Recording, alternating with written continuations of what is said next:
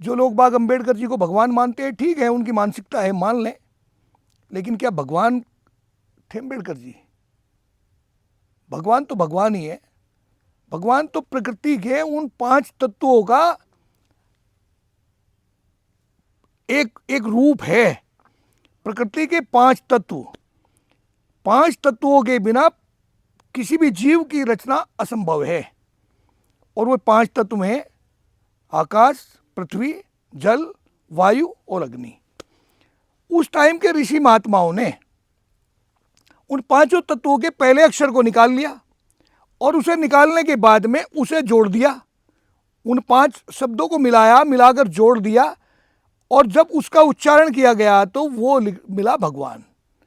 5 तत्वों में से अगर किसी एक तत्व को निकाल दिया जाए तो जीव की रचना ही संभव नहीं है। ऐसे ही 5 अक्षरों में से अगर किसी एक अक्षर को निकाल दिया जाए तो भगवान का उच्चारण ही सही नहीं होता। भगवान में भी 5 अक्षर है, तत्व भी 5 हैं। भय माने भूमि, गय माने गगन, वय माने वायु, आ माने अग्नि, न माने नीर। इनमें से एक शब्द को निकाल दो, क्या भगवान को पूरा कर देंगे? भगवान तो बड़ा विस्तृत रूप है। भगवान की तो कल्पना ही की जा सकती है। भगवान बनना बहुत असंभव है। महापुरुष बना जा सकता है, महापुरुष कहा जा सकता है कि महापुरुष थे या महापुरुष हैं। महापुरुष हर आदमी बन सकता है, लेकिन भगवान नहीं। भगवान का बहुत विस्तृत दायरा है, बहुत बड़ा दायरा है।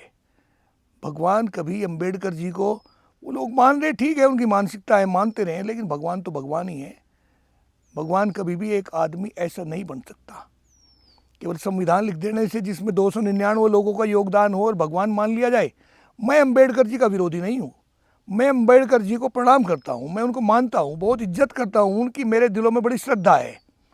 मैं उन्हें एक महापुरुष के रूप में मानता हूँ, एक विद्वान के रूप में मानता हूँ, एक न्यायविद के रूप में मानता हूँ, एक बैरिस्टर के रूप में मानता हूँ, अनेक डिग्रियों को धारण करने वाला, अनेक डिग्रियों को लेकर भारत की राजनीति में आने वाला एक महापुरुष को तो मैं बार बार प्रणाम करता हूँ। लेकिन इस पर इतना विवाद कहाँ तक चलेगा? विवाद, इसका कोई तो अंत होगा। आए दिन यही एक काम रह गया और दूसरा कोई काम नहीं रहा। तो मैं आज इस अवसर पर, ऐसे मौके पर, मैं उन 299 लोगों को भी वही महत्व देते हुए प्रणाम करता हूँ जो डॉक्टर अम्बेडकर जी का है। BN राव को आप, प्रेम बिहारी नारायण रायजादा जी को, डॉक्टर राजेंद्र प्रसाद जी को, अबुल कलाम जी को, और श्यामा प्रसाद जी को, सीतारमैया जी को, पंडित जवाहरलाल नेहरू को, सरदार वल्लभ भाई पटेल को, इनके बिना कैसे संभव हो सकता था ये काम? ये 22 समितियों के, क्या 22 की 22 समितियों के अध्यक्ष डॉक्टर अम्बेडकर जी थे। इनमें से 8 समितियां तो मुख्य समितियां थी। इन सारी समितियों को इकट्ठा करके उनका मसौदा तैयार करने वाले डॉक्टर भीमराव अम्बेडकर जी को आप उन पर इतना बड़ा 24 घंटे की चर्चाओं में न लाए और अम्बेडकर जी को अम्बेडकर जी रहने दें। वो सभी उनको मानते हैं, सब उनका सम्मान करते हैं, हम सब लोगों के वो आदर्श हैं, हम सब लोग बाग उन्हें सम्मान करते हैं। लेकिन अम्बेडकर जी पे आप ही अपना अधिकार जमा कर मत बैठिए। अम्बेडकर जी सबके हैं, सर्व समाज के हैं, पूरे देश के हैं।